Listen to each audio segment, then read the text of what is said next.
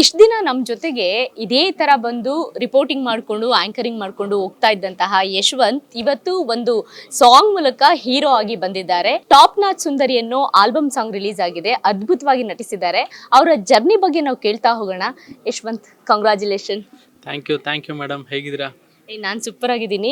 ಎಲ್ಲ ಟೈಮಲ್ಲೂ ನೀವು ಈ ಪ್ಲೇಸಲ್ಲಿ ಕುತ್ಕೊಂಡಿದ್ರಿ. ಸೊ ಇವತ್ತೆಲ್ಲರೂ ನೋಡಿ ಶಿಳ್ಳೆ ಚಪ್ಪಾಳೆ ಹೊಡಿತಿದ್ದಾರೆ, ನಿಮಗೆ ಕಂಗ್ರಾಟ್ಸ್ ಹೇಳ್ತಿದ್ದಾರೆ, ನಿಮ್ಮ ನಟನೆಗೆ ಖುಷಿ ಪಡ್ತಾ ಇದ್ದಾರೆ.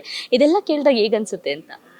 ಇದಕ್ಕೆ ಕಾಯ್ತಾ ಇದ್ದಿದ್ದು ಅಲ್ವಾ ಇಷ್ಟು ದಿನ ಅಂತ ಅನ್ಸುತ್ತೆ. ಆ್ಯಂಡ್ ಅದೇ ಹೇಳ್ದಂಗೆ ಒಂದು 8 years ಜರ್ನಿ. ಸೊ ಪ್ರತಿ ಸಲನೂ ಮಾಡಿದಾಗ ಇಲ್ಲಿ ಈವೆಂಟ್ಗಳೆಲ್ಲ ನಡೆದಾಗ ನಾವು ಅಲ್ಲಿ ಕೂತ್ಕೊಂಡು ಪ್ರಶ್ನೆ ಎಲ್ಲ ಮಾಡಿದಾಗ ಅನ್ನಿಸ್ತಾ ಇತ್ತು, ನಮಗೆ ನಾವು ಒಂದು ಸ್ಟೇಜ್ ಕ್ರಿಯೇಟ್ ಮಾಡ್ಕೋಬೇಕಲ್ಲ, ಅಲ್ಲೊಂದು ಹೋಗ್ಬೇಕಲ್ಲ ಅಂತ.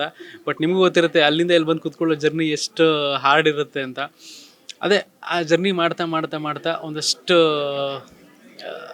ಹೆಂಗಾಗುತ್ತೆ ಅಂದರೆ ಕೆಲವೊಂದು ಬೇಜಾರಾಗುವಂಥ ಮೂಮೆಂಟ್ಸ್ ಆಗಿರ್ಬೋದು, ಆಗದೇ ಇಲ್ಲ, ಗಿವ್ ಅಪ್ ಮಾಡೋಣ, ಏನೂ ಆಗ್ತಾನೆ ಇಲ್ವಲ್ಲ, ಅನ್ಕೊಳ್ಳೋದಲ್ಲ, ಏನೂ ವರ್ಕೇ ಆಗ್ತಾ ಇಲ್ವಲ್ಲ ಅಂತ ಅನಿಸಿದ ಮೂಮೆಂಟ್ ಎಲ್ಲ ಇದೆ. ಬಟ್ ನಾನು ಅವಾಗಲೇ ಹೇಳಿದೆ ಸ್ಟೇಜ್ ಮೇಲೆ, ಸೊ ಒಂದು ಸರಿ ನಾವು ಅದನ್ನು ಗಿವ್ ಅಪ್ ಮಾಡಿಬಿಟ್ರೆ ಹೆಂಗಾಗೋಗುತ್ತೆ ಅಂತಂದರೆ, ಆ ಟೈಮಲ್ಲಿ ಇನ್ನೊಂದು ಚೂರು ಎಫರ್ಟ್ ಹಾಕ್ಬಿಟ್ಟಿದ್ರೆ ಆಗೋಗ್ತಿತ್ತಲ್ಲ ಅಂತ ನಾಳೆ ದಿನ ಗಿಲ್ಟ್ ಕಾಡಬಾರ್ದು.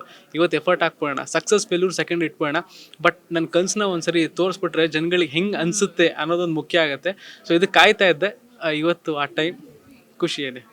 ಈ 8 ವರ್ಷ ನೀವು ಆ ಪ್ಲೇಸಲ್ಲಿ ಕುಂತಿರ್ತೀರಾ, ಈ ಪ್ಲೇಸಲ್ಲಿ ಯಾರೋ ಬಂದು ಎಲ್ಲ ಹೀರೋಗಳು ಹೀರೋಯಿನ್ ಮಾತಾಡ್ತಿರ್ತಾರೆ. ಆ ಮನಸ್ಥಿತಿ ಹೇಗಿರ್ತಾ ಇತ್ತು ನಿಮಗೆ ಅಂತ? ಪ್ರತಿ ಸಲನೂ ನಾವು ಒಬ್ಬ ಆ್ಯಂಕರ್ ಆಗಿ, ಜರ್ನಲಿಸ್ಟ್ ಆಗಿ ಬೇರೆಯವ್ರ ಜರ್ನಿಗಳನ್ನೇ ಕೇಳ್ತಾ ಇರ್ತೀವಿ. ಆ್ಯಂಡ್ ಕೆಲವ್ರ ಜರ್ನಿ ತುಂಬ ಚೆನ್ನಾಗಿರುತ್ತೆ. ಆ್ಯಂಡ್ ಅವ್ರು ನಡ್ಕೊಂಬಂದಿದ್ದೆಲ್ಲ ನೋಡಿದ್ರೆ ಎಷ್ಟು ಹಾರ್ಡ್ ಇದೆ ಅಲ್ವಾ. ನಾವೊಂದು ಪ್ರೊಜೆಕ್ಟ್ ಆಗಬೇಕು, ಇಲ್ಲ ಒಂದು ಸಿನಿಮಾ ಫೀಲ್ಡ್ ಬರಬೇಕು, ಇಲ್ಲ ಸಿನಿಮಾ ಅಂತಲ್ಲ, ಬೇರೆ ಯಾವುದೋ ಒಂದು ಫೀಲ್ಡ್ಗೆ ಹೋಗಿ ನಾನು ಅಲ್ಲಿ ನಿಂತ್ಕೋಬೇಕು, ಕೂತ್ಕೋಬೇಕು ಅಂತಂದರೆ ಆ ಜರ್ನಿ ಇದೆಯಲ್ಲ ತುಂಬಾ ಕಷ್ಟ ಇರುತ್ತೆ. ಅದೆಲ್ಲ ಕೇಳಿದಾಗ ಕೆಲವೊಂದು ಇನ್ಸ್ಪೈರ್ ಆಗೋದು, ಅಲ್ವಾ ಹಿಂಗಿದೆ ಅಲ್ವಾ, ಈಗ ನಾನು ಟಕ್ಕಂತ ಫ್ರಾಕ್ಷನ್ ಆಫ್ ಸೆಕೆಂಡಲ್ಲಿ ಹಿಂಗೆ ನಾನು ಹೀರೋ ಆಗಿಬಿಟ್ರೆ ಹೆಂಗಿರುತ್ತೆ ಅಂತ ಯೋಚನೆ ಮಾಡೋಕ್ಕೆ ಮಾತ್ರ ಚಂದ, ಬಟ್ ಅದು ಇಂಪ್ಲಿಮೆಂಟ್ ಮಾಡೋಕ್ಕೆ ಚಂದ ಇರಲ್ಲ. ಸೊ ಅದಕ್ಕೆ ಅದರದ್ದೇ ಆದಂಥ ಒಂದು ಟೈಮ್ ತಗೊಳುತ್ತೆ. ಸೊ 8 years ಅಂತ ಅಂತಿದ್ದೆ. ಇದನ್ನು ಅದೇ ನನಗೆ ಮೀಡಿಯಾನ ತುಂಬಾ ಹೆಲ್ಪ್ ಆಯಿತು. ಇಲ್ಲಿ ಬಂದ ಮೇಲೆ ನಾನು ಏನೋ ಅಂದ್ಕೊಂಡು ಬಂದಿದ್ದು, ಬಟ್ ಹೋಗ್ತಾ ಹೋಗ್ತಾ ಫ್ಲೋಲ್ಲಿ ನಾನು ಕೆಲಸ ಮಾಡ್ತಾ ಹೋದೆ.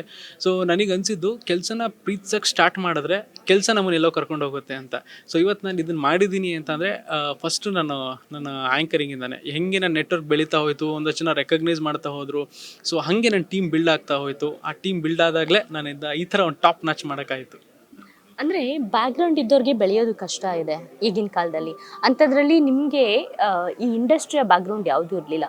ಸೊ ಇಷ್ಟರ ಮಟ್ಟಿಗೆ ಬೆಳೆಯೋದಕ್ಕೆ ಎಷ್ಟೆಲ್ಲ ರಿಸ್ಕ್ ಆಯಿತು, ಮನೆ ಸಪೋರ್ಟ್ ಹೇಗಿತ್ತು ಅಂತ? ರಿಸ್ಕ್ ಇದೆ, ಬಟ್ ಅದೇ ನಾನು ಪ್ರತಿ ಸಲನೂ ಹೋದಾಗ ಡಿಸಪಾಯಿಂಟ್ಮೆಂಟೇ ಜಾಸ್ತಿ ನೋಡಿದ್ದು. ಆ್ಯಂಡ್ ನಮ್ಮ ಅಪ್ಪ ಅಮ್ಮ, ನನ್ನ ಫ್ಯಾಮಿಲಿ, ನನ್ನ ಫೇಲ್ಯೂರ್ಸ್ಗಳೇ ಜಾಸ್ತಿ ನೋಡಿದ್ದು. ಪ್ರತಿ ಸಲ ಹೇಳೋರು, ವರ್ಕ್ ಆಗಲ್ಲ ನಮಗೆಲ್ಲ, ಸಿನಿಮಾ ಅನ್ನೋದು ವರ್ಕ್ ಆಗಲ್ಲ, ನೀನು ಬರೀ ಅದೇ ಕನ್ಸು ಕಾಣ್ಕೊಂಡು ಕೂತಿದ್ರೆ ಸುಮ್ಮನೆ ವಯಸ್ಸಾಗುತ್ತೆ, ನಾಳೆ ದಿನ ಸಿನಿಮಾ ಅಂತ ಅಂದಮೇಲೆ ಹೆಣ್ಣು ಯಾರು ಕೊಡಲ್ಲ ನೋಡು ಅಂತ. ಬಿಕಾಸ್ ನಮ್ಮ ಅಪ್ಪ ಪೊಲೀಸ್ ಆಗಿದ್ರು, ಆಮೇಲೆ VR ತೊಗೊಂಡ್ರು. ನನಗೆ ಅವರು ಒಂದೊಳ್ಳೆ ಗೌರ್ಮೆಂಟ್ ಜಾಬ್ ತಗೋ, ಪೊಲೀಸ್ ಆಫೀಸರ್ ಆಗು ಅಂತಲೇ ತುಂಬ ಹೇಳ್ತಾ ಇದ್ರು.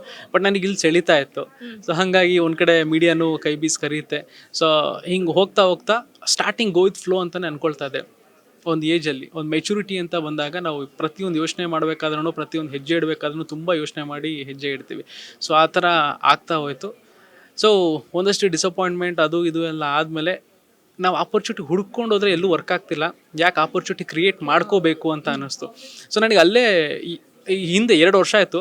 ಅವಾಗ ನಾನು ಒಂದಷ್ಟು ಇದೆಲ್ಲ ಕೊಡ್ತಾ ಇದ್ದೆ, ಆಡಿಷನ್ಸ್. ನನ್ನನ್ನು ಏನು ಒಂದು ಆ್ಯಂಕರಿಂಗ್ ಎಲ್ಲ ನೋಡಿದ್ಮೇಲೆ ಕೆಲವರೆಲ್ಲ ಆಡಿಷನ್ಸ್ ಕರೆಯೋರು, ಬನ್ನಿ ನಿಮ್ಮ ಸ್ಕ್ರೀನ್ ಪ್ರೆಸೆನ್ಸ್ ಚೆನ್ನಾಗಿದೆ ಅಂತ. ಬಟ್ ಅದೆಲ್ಲೋ ವರ್ಕ್ ಆಗ್ತಾ ಇರಲಿಲ್ಲ. ಸೊ ಪ್ರತಿ ಸಲ ಡಿಸಪಾಯಿಂಟ್ ನೋಡಿದಾಗ, ಓಕೆ ಸಾಕು, ಎಷ್ಟಂತ ಹುಡ್ಕೊಂಡು ಹೋಗ್ತೀಯಾ, ಸೊ ನಿಂದು ಅಂತ ನೀನು ಏನಾದರೂ ಸ್ಟಾರ್ಟ್ ಮಾಡು ಅಂತ ನನಗೆ ಒಂದು ಟೈಮ್ ಅನ್ನಿಸ್ತು. 3 years ಆಯಿತು. 3 years ಯಾವುದೇ ಆಡಿಷನ್ಸ್ ಕರೆದ್ರೂ ನಾನು ಹೋಗಿರಲಿಲ್ಲ. ಬಿಕಾಸ್ ಅಲ್ಲಿಂದನೇ ಶುರು ಮಾಡಿದೆ. ಓಕೆ ನಾನೇನೋ ಶುರು ಮಾಡೋಣ ಅಂತ 3 ವರ್ಷದಿಂದ ಅನ್ಕೋತಿದ್ದೆ, ಮಾಡೋಣ ಅಂತ. ಬಟ್ ಎಲ್ಲೂ ಇಂಪ್ಲಿಮೆಂಟ್ ಆಗಿರಲಿಲ್ಲ. ತುಂಬ ಟೈಮ್ ತೊಗೊಳ್ತು, ಒಂದು ಟೀಮ್ ಸೆಟ್ ಆಗೋಕ್ಕೆ ಟೈಮ್ ತೊಗೊಳ್ತು. ಸೆಟ್ ಆದಮೇಲೆ ತುಂಬ ಚೆನ್ನಾಗಾಯಿತು. ಇದು ಆರಂಭದ ಹೆಜ್ಜೆ. ಬಿಗ್ ಕನಸು ಏನಿದೆ, ಏನು ಮಾಡಬೇಕು ಅಂತ, ಯಾವ ಥರ ಇದೆ ಪ್ರಿಪ್ರೇಷನ್? ಅದೇ ಸ್ಟಾರ್ಟಿಂಗ್ ಬಂದಾಗ ಒಂದು ಸಿನಿಮಾ ಇಂಡಸ್ಟ್ರಿ ಅಷ್ಟೇ ಅನಿಸಿತ್ತು, ಹೀರೋ ಅಷ್ಟೇ ಆಗಬೇಕು ಅಂತ ಅನಿಸ್ತಾ ಇತ್ತು, ಬೇರೆ ಏನಿಲ್ಲ. ಅಣ್ಣನ ಪಾತ್ರ ಮಾಡು, ಅದು ಪಾತ್ರ ಮಾಡು, ಇಲ್ಲ ಆದರೆ ಹೀರೋ, ಹಾಗೆ ಅಂದ್ಕೊಂಡು ಅದೇ ಮೈಂಡ್ಸೆಟ್ಟಲ್ಲಿತ್ತು ಸ್ಟಾರ್ಟಿಂಗ್ ಡೇಸ್ಗಳಲ್ಲಿ. ಇನ್ನು ಕಾಲೇಜ್ ಟೈಮಲ್ಲಿ ಅವಾಗ ಇನ್ನೂ ಶುರು ಆಗ್ತಾ ಇದ್ದಾಗ ಅವಾಗ ಆಡಿಷನ್ಸ್ ಅಂತ ಶುರು ಮಾಡ್ತಿದ್ದೆ. ಒಂದು ತಮ್ಮನ ರೋಲ್ ಇದೆ, ಬಂದು ಮಾಡಿ ಹಾಗೆ ಅಂತ ಅಂದಾಗ ಸಿಹಿನಿಲ್ಲ, ನಾನು ಅವಾಗಲೂ ಹೀರೋ ಅದು ಸ್ವಲ್ಪ ಒಂದು ಇತ್ತು ಅವಾಗ. ಬಟ್ ಅದೇ ಹೇಳಿದ್ನಲ್ಲ, ನಮಗೆ ಮೆಚುರಿಟಿ ಇದ್ದಾಗ ಒಂದು ಮೈಂಡ್ಸೆಟ್ ಹಂಗಿರುತ್ತೆ, ಇಲ್ಲ ಮಾಡಿದ್ರೆ ಅದೇ ಮಾಡಬೇಕು, ಅದೇ ಹೊಡಿಬೇಕು ಅಂತ. ಬಟ್ ಅದು ಹೋಗ್ತಾ ಹೋಗ್ತಾ ಹಂಗಾಗಲ್ಲ. ತುಂಬ ಕಷ್ಟ ಇದೆ, ನೀವು ಅನ್ಕೊಳ್ಳೋ ಅಷ್ಟು ಟಕ್ ಅಂತ ಹೀರೋ ಆಗಲ್ಲ ಅನ್ನೋದೆಲ್ಲ ಗೊತ್ತಾದ್ಮೇಲೆ ಅದೇ ಹೇಳಿದ್ನಲ್ಲ, ಆಪರ್ಚುನಿಟಿ ಕ್ರಿಯೇಟ್ ಮಾಡ್ಕೋಬೇಕು ಅಂತಂದರೆ ನಿನ್ನ ಬಳಗ ಹೆಂಗಿರಬೇಕು, ನಿನ್ನ ಟೀಮ್ ಹೆಂಗಿರಬೇಕು, ಹೆಂಗೆ ವರ್ಕ್ ಮಾಡಬೇಕು ಅಂತೆಲ್ಲ ಕೂತ್ಕೊಂಡು ವರ್ಕ್ ಮಾಡಿದ್ಮೇಲೆ ಅವಾಗ ನಾವು ಆಪರ್ಚುನಿಟಿ ಕ್ರಿಯೇಟ್ ಆಗುತ್ತೆ, ಇನ್ನೊಂದಷ್ಟು ಜನಕ್ಕೆ ಆಪರ್ಚುನಿಟಿ ಕೊಡೋಂಗಾಗುತ್ತೆ. ಇಂಡಸ್ಟ್ರಿನವ್ರು ಕೂಡ ಸಾಕಷ್ಟು ಜನ ನಿಮಗೆ ಸಪೋರ್ಟ್ ಮಾಡಿದ್ದಾರೆ, ಬ್ಲೆಸ್ ಮಾಡಿದ್ದಾರೆ. ಸೊ ಈ ಬಾಂಡಿಂಗ್ ಬಗ್ಗೆ ಹೇಳೋದಾದ್ರೆ ಬಂದಂಥ ಎಲ್ಲ ನನ್ನ ಸೆಲೆಬ್ರಿಟಿ ಸ್ನೇಹಿತರಿಗೆ first of all thank you so much. ಪ್ರತಿಯೊಬ್ಬರು ಏನು ಅಂತಂದರೆ ಅದೇ ನಾನು ಹೇಳಿದ್ನಲ್ಲ, ಈ ಆ್ಯಂಕರಿಂಗ್ ಫೀಲ್ಡ್ ಎಷ್ಟು ಹೆಲ್ಪ್ ಆಯಿತು ಅಂತಂದರೆ ನನ್ನನ್ನು ನಾನು ಪ್ರೂವ್ ಮಾಡ್ಕೊಳ್ಳೋಕೆ ಹೆಲ್ಪ್ ಆಯಿತು. ನನಗೆ ಒಂದಷ್ಟು ಜನ ರೆಕಗ್ನೈಸ್ ಮಾಡ್ತಾರೆ ಅಂದರೆ ಇದು ಬಿಕಾಸ್ ಆಫ್ ಆ್ಯಂಕರಿಂಗ್. ಸೊ ತುಂಬ ಚೆನ್ನಾಗಿ ಮಾಡ್ತೀರಾ, ಲವ್ಲಿಕ್ಕಿಂದ ಮಾತಾಡ್ತೀರಾ, ಯಾವುದು ಸ್ಕ್ರಿಪ್ಟ್ ಮಾಡ್ಕೊಳಲ್ಲ, ತುಂಬ ಚೆನ್ನಾಗಿ ಕ್ವಶನ್ಸ್ ಕೇಳ್ತೀರಾ, ಜೋವೆಲ್ ಇರುತ್ತೆ ನಿಮ್ಮ ಒಟ್ಟಿಗೆ ಮಾತಾಡೋ ಒಂಥರ ಫ್ರೆಂಡ್ ಒಟ್ಟಿಗೆ ಮಾತಾಡೋ ಥರ ಇರುತ್ತೆ ಅಂತ ಹೇಳಿದವರು. ಸೊ ಇವತ್ತೆಲ್ಲ ಏನು ಬಂದಿದ್ರಲ್ಲ ಎಲ್ರದ್ದು ಅದೇ ಒಪಿನಿಯನ್. ಸೊ ಹಾಗಾಗಿ ಕೆಲವೊಂದು ಸೆಲೆಬ್ರಿಟಿಗಳು ಹೆಂಗೆ ಹೋಗ್ತಾರೆ ಅಂತಂದರೆ ನಾವು ಮಾತಾಡಿದಾಗ ಅವ್ರ ಸೆಲೆಬ್ರಿಟಿ ನಾವು ಆ್ಯಂಕರ್ ಅಂತ ಫೀಲ್ ಆಗುತ್ತೆ. ಬಟ್ ಅದೊಂದು ಕಂಫರ್ಟ್ ಝೋನ್, ಕೆಲವ್ರು ನಮಗೆ ಹೆಂಗೆ ಕಂಫರ್ಟ್ ಝೋನ್ ಕೊಡ್ತಾರಂತೆ, has A friend, has A well wisher, ಆ ಒಂದು ಕಂಫರ್ಟ್ ಝೋನ್ ಕೊಡ್ತಾರೆ. ಇವತ್ತು ಬಂದಂಥವ್ರು ಎಲ್ಲರೂ ಕೂಡ ಆ ಥರ ಕಂಫರ್ಟ್ ಝೋನ್ ಕೊಟ್ಟವ್ರೆ. ಸೊ ಹಾಗಾಗಿ ಪ್ರತಿ ಸಲ ನಾನು ಈ ಥರದ್ದು ಏನೋ ಮಾಡ್ತೀನಿ ಅಂತ ಸ್ಟೇಟಸ್ ಹಾಕಿದಾಗ, ಇಲ್ಲ ಅವ್ರಿಗೇನೋ ಲಿಂಕ್ ಕಳಿಸಿದಾಗ, ಲಿಂಕ್ ಕಳಿಸೋದು ಕಮ್ಮಿ ಮಾಡಿ ಸುಮ್ಮನೆ ಸ್ಟೇಟಸ್ ಹಾಕ್ಬಿಡ್ತೀನಿ, ಎಷ್ಟು ಜನಕ್ಕೆ ಕಳಿಸ್ತೀವಿ, ಒಂದಷ್ಟು ಜನಕ್ಕೆ ಕಳಿಸ್ಲಿಲ್ಲ ಅಂದ್ಬಿಡ್ತಾರೆ. ಸ್ಟೇಟಸ್ ಹಾಕಿದಾಗ ಲೈಕ್ ಮಾಡ್ತಾರೆ, ಕಮೆಂಟ್ ಮಾಡ್ತಾರೆ. ಸೊ ಕಮೆಂಟ್ ಮಾಡಿದ್ರು ಅಂತ ಅಂದರೆ ಅವ್ರು ನಮ್ಮ ವೆಲ್ ವಿಷರ್, ನಮ್ಮ ಸಕ್ಸಸ್ನ ಅವ್ರು ನೋಡ್ತಾ ಇದ್ದಾರೆ ಅಂತ. ಸೊ ಇವತ್ತು ಬಂದಂಥ ಎಲ್ಲ ಸೆಲೆಬ್ರಿಟಿಗಳು ಎಷ್ಟೊಂದು ಏನೋ ಮಾಡ್ತೀಯಾ, ಏನೋ ಮಾಡು ಅಂತ ಹೇಳಿದವ್ರೆ.